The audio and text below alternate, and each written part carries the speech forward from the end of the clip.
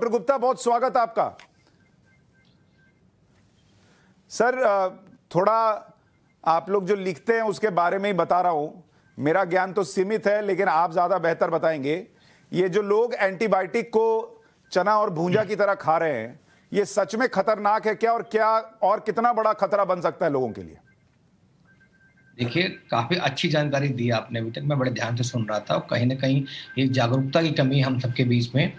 हम सबको पता है कि इंडिया में जो मेडिसिन की मार्केट है, फार्मा इंडस्ट्री, वो अनरेगुलेटेड है। आप ओवर द काउंटर बहुत सारी दवाएं ले सकते हैं बिना डॉक्टर के प्रिस्क्रिप्शन के। एक ही डॉक्टर के प्रिस्क्रिप्शन को लोग 4-6 बार रिपीट करते रहते हैं कि समझते हैं कि डॉक्टर के पास जाना ना पड़े, फीस बचानी पड़े, और वही दवाइयां बार बार लेते रहते हैं। खासकर इंडिया में लगभग ऐसे कितने डॉक्टर्स हैं जो झोला छाप डॉक्टर्स हैं, इनके पास कोई डिग्री नहीं है, या जो आयुर्वेदिक डॉक्टर हैं, जो होम्योपैथिक डॉक्टर्स हैं, जो यूनानी डॉक्टर्स हैं, वो लगातार एलोपैथिक प्रैक्टिस करते हैं। उनको पता नहीं कि एंटीबायोटिक कहाँ देनी, कहाँ नहीं देनी।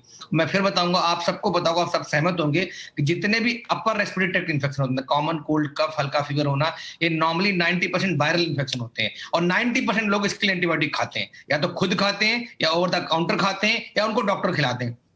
तो तीनों ही प्रैक्टिस बहुत खराब है, क्योंकि जब एक खांसी जुकाम के लिए हम लोग एंटीबायोटिक खाएंगे, तो कहीं ना कहीं जब आपको सीरियस निमोनिया होगा, तब वो एंटीबायोटिक इफेक्टिव नहीं होगी। तब आपको जो हाई ग्रेड, जो हाईएस्ट एंटीबायोटिक्स हैं, जिनको हम देते हैं, म्यूरोपेनम देते हैं, वो सब यूज करनी पड़ती हैं। और कहीं ना कहीं यही एंटीबायोटिक रेजिस्टेंट को बढ़ावा देता है, यही सुपर बग को बढ़ावा देता है, और इससे मिलियंस ऑफ जाने जा सकती हैं। ये इस समय वैश्विक हेल्थ, स्वास्थ्य के लिए सबसे बड़ा खतरा है, जो ग्रॉस बैक्टीरियल रेसिस्टेंट डेवलप हो सकता है, और बहुत जगह हो भी चुका है। तो कहीं ना कहीं इसके लिए हम सब जिम्मेदार हैं, लोगों की जागरूकता की कमी जिम्मेदार है, और डॉक्टर्स और जो पैरामेडिकल स्टाफ है, जो over the counter drug sale हो रही है, वो जिम्मेदार है।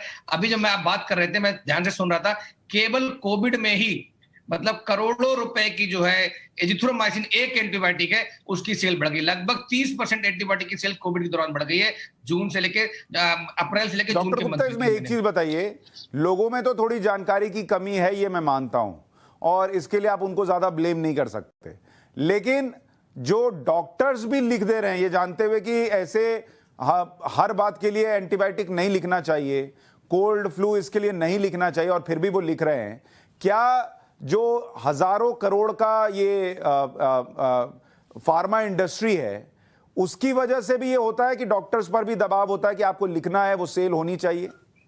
नहीं, बिल्कुल दबाव नहीं है। तो हम सब डॉक्टर जितने भी, सबको एथिकल प्रैक्टिस की वो दी जाती है, सबको ड्यू डिलिजेंस की जाती है, सब लोग एथिकल प्रैक्टिस करते हैं। बस कभी कभी क्या होता है, हम जिसको डॉक्टर बोलते हैं, एक्चुअली वो डॉक्टर होता ही नहीं है। हम डॉक्टर बात करें तो वो रजिस्टर्ड मेडिकल प्रैक्टिशनर होना चाहिए, एमबीबीएस एमडी डिग्री होनी चाहिए। एलोपैथिक वही लोग एंटीबायोटिक प्रिस्क्राइब कर सकते हैं, बाकी और कोई प्रिस्क्राइब नहीं कर सकता है। इन लोगों को भी डिपेंडिंग अपॉन जो ट्रीटमेंट गाइडलाइंस है, स्टैंडर्ड ट्रीटमेंट गाइडलाइंस है, कायदे में हमें वो फॉलो करना चाहिए। अगर आप यूएस यूरोप में जाएंगे, आपको बुखार, खांसी, जुकाम है, आपको क्रोसिन के अलावा कोई दवाई मिलेगी नहीं, कोई डॉक्टर लिखेगा नहीं, जब तक वो आपके कल्चर नहीं करा लेगा, जब तक आपकी कोई जांच नहीं करा लेगा। यहाँ पे पेशेंट जांच कराना नहीं चाहते, डॉक्टर यहाँ पे क्लिनिकली अपने सेंस से दे रहा। तो कभी कभी डॉक्टर्स क्लिनिकल सेंस में अगर लगता है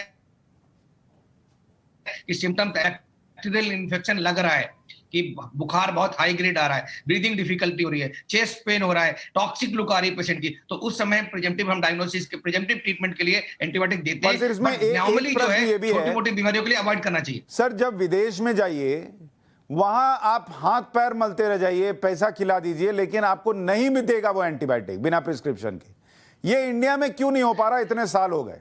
अरे सुशांत भाई, हमारे इंडियन तो बहुत समझदार है, आपको पता नहीं है। मैं बताऊंगा कि बहुत सारे भारतीय जो विदेश में पढ़ने जाते हैं, रहने जाते हैं, तो यहां से लोग दवाइयां थोक में भर के ले जाते हैं एंटीबायोटिक। ये बात सही है आपकी, सही है। आप पता करिएगा, मैं कह रहा हूं इंडस्ट्री में लोग ऐसे हैं तो करते हैं। तो ये कहीं ना कहीं हमारे संस्कारों में, कल्चर में कमी है। हमारी जो पद्धति है उसको और सुदृढ़ करने की जरूरत है। एमबीबीएस है नहीं, बिल्कुल। तो मैं वो कह रहा हूं कि हमें सरकारें क्यों नहीं इसको रेगुलेट कर पा रही हैं कि नहीं आप दीजिएगा, कड़ी सजा कर दें, केमिस्ट 10, 50, 100, 1000 पकड़े जाएंगे, उसके बाद रुक जाएगा।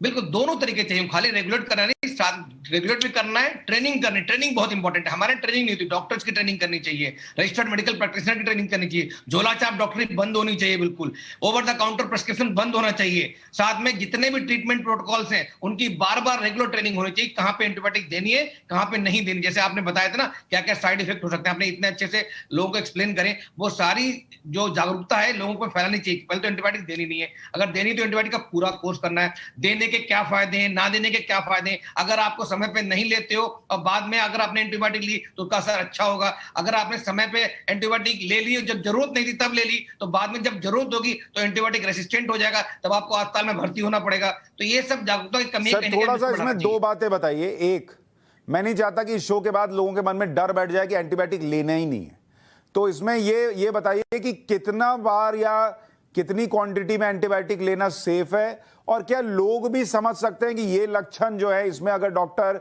या कोई ओवर द काउंटर एंटीबायोटिक दे रहा है तो ठीक है, नहीं तो नहीं लेना चाहिए?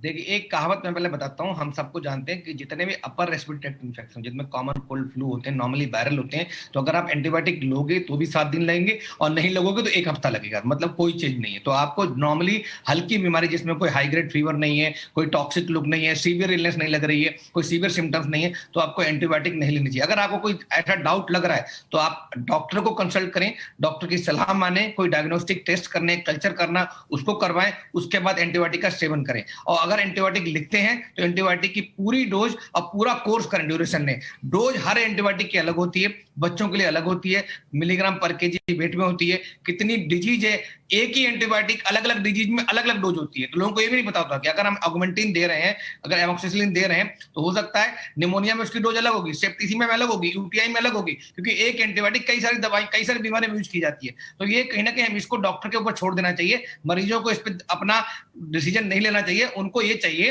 कि अगर आपको कोई प्रॉब्लम है तो डॉक्टर को कंसल्ट करें। अब तो आजकल टेलीमेडिसिन चालू हो गई कि अगर आप अस्पताल नहीं जा सकते तो टेली कंसल्टेशन कर सकते हैं। सही बात है। छोटे में सर बताइएगा कि साल में मान लीजिए 2 बार एंटीबायोटिक लेने की नौबत आई तो इतना ठीक है? नहीं, बिल्कुल, साल में 2 आए 3 बार है, बट डॉक्टर की सलाह अनुसार आना चाहिए। सबकी अपनी अपनी इम्यूनिटी होती है। कुछ लोग बैक्टीरियल इन्फेक्शन को भी आराम से झेल जाते हैं, उनको कुछ नहीं होता। कुछ लोगों को हल्का बैक्टीरियल इन्फेक्शन हुआ तो उनको सीवियर टॉक्सिक लग जाती है, तो उनमें हमें एंटीबायोटिक देनी पड़ती है। तो ये जजमेंट हम ना लें, ये डॉक्टर ले तो ज्यादा अच्छा है। हाँ सही बात। जब इतनी पढ़ाई करके आप लोग डॉक्टर बनते हैं, इतना पैसा खर्च करके डॉक्टर बनते हैं, और गूगल पे ही डॉक्टर बन जाना है, तो आप लोगों ने कोई पाप तो किया नहीं? आपके मूड में तो आया नहीं कि माँ पापा का पैसा बर्बाद करते हैं और डॉक्टर बनते हैं और समय भी बर्बाद करते हैं? तो जिन लोगों ने इतना पैसा लगाया, इतनी मेहनत की, इतनी पढ़ाई की, चश्मा लग गया, उन लोगों को थोड़ा समझिए, उनके पास जाइए, डॉक्टर हैं, डॉक्टर कहे तभी एंटीबायोटिक लीजिए, वरना ऐसे मत लीजिए। बहुत शुक्रिया डॉक्टर गुप्ता हमारे साथ जुड़ने के लिए आपका। तो इस